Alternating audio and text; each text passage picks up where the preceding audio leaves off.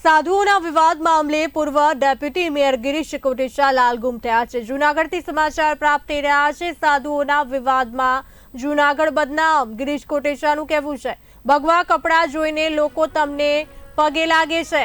જેણે બાપુની સેવા કરી તેને ગાદી સોંપવી જોઈએ, ગિરીશ કોટેચાનું કહેવું છે। યોગ્ય વારસદાર હોય તેને જગ્યા સોંપવી જોઈએ, ગિરીશ કોટેચાનું કહેવું છે। જુનાગઢની નગરી એટલે સંતોની ભૂમિ કહેવાય છે। હજારો સાલથી ને અહીંયા નરસિંહ મહેતા નરસિંહની નગરી, જ્યાં મા અંબા બિરાજે છે ગિરનાર પર્વત ઉપર, દત્ત અને દાતાર જ્યાં હોય, આ નગરીમાં આ વિવાદ થવો એટલે આખા દેશની અંદર જુનાગઢ બદનામ થઈ ગયું છે। તનસુગીરી બાપુ એક બાળ સ્વરૂપ હતા। 50 વર્ષ મેં નજરે જોયું છે કે એ માણસ મા અંબાની સેવા કરવા જતા અને એનું મૃત્યુ થાય એટલે તમે તરત જ કોક રાતે જઈને લખાણ કરાય આવે, કોક બીજે દિવસે એનો ચેલો મૂકી દે।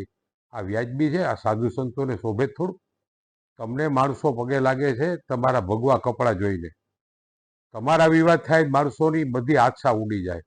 લાખો માણસો એવા મેં જોયા છે કે મંદિરની પ્રાર્થના કરતા હોય કે સંતને પગે લાગવા જાય ને ત્યારે એનો દુઃખ દર્દ વયું જતું હોય અને એની માનતા સફળ થતી હોય।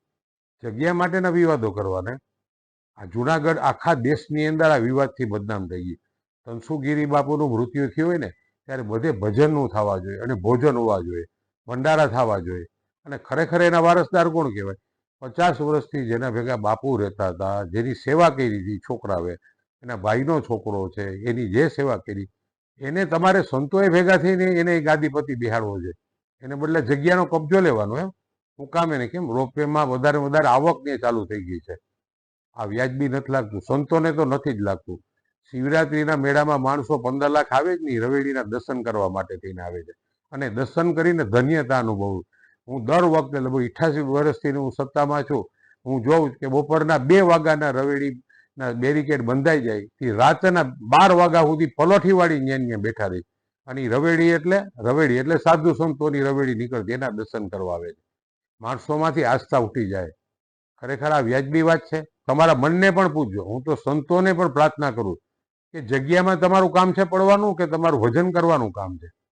તમારે કોકનું ધ્યાન રાખવાનું, ભજન કરો તો શક્તિ આવે અને તમારા આશીર્વાદ પડે। કોઈની જગ્યા લઈ આવો અને આશીર્વાદ આપો એનાથી કોઈ દી ફળ નથી મળવાનું। ફરીને હું હરિગીરી બાપુ અને મહેશગીરી બાપુને પણ પ્રાર્થના કરું કે એના ખરેખર વારસદાર કોણ છે એને હારે બેહાડો। આ વિવાદ થવો છે, બાપુનું મૃત્યુ પાલખી હજી નથી નીકળી અને એ પહેલા તમે જગ્યા માટેની લડાઈ ચાલુ કરી દીધી। ખૂબ શરમજનક વાત છે। વહીવટી તંત્ર, ગુજરાત સરકારને પણ હું કહું કે આમાં પડી અને હું તો આખા દેશના કોઈ પણ ધાર્મિક જગ્યા હોય, પછી હવેલીની હોય, સ્વામી મંદિરની જગ્યા હોય કે ભવનાથની હોય કે દેશના સાધુ સંતો, જગ્યાનો વિવાદ આવે છે ને ત્યારે માણસોને તમારા તરફથી નફરત થવા માંડે છે। એક 2-5 રૂપિયા સેવક 80 વર્ષના બાપા હવેલીએ જઈ અને 10 રૂપિયા ધરતા હોય, 10 રૂપિયા ધરતા હોય ભવનાથમાં કોઈ મંદિરે જઈને, અને આ વિવાદ આવે ત્યારે એની શું હાલત થાય?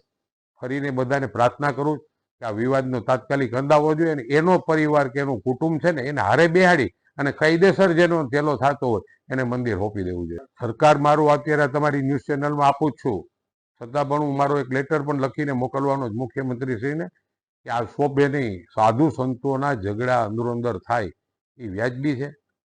ખરેખર આ શરમજનક વાત છે અને આખા દેશની અંદર જુનાગઢ બદનામ થયું છે। આ વાત તાત્કાલિક સુધારી લઈ એ જ જુનાગઢ માટે ભલાઈ છે।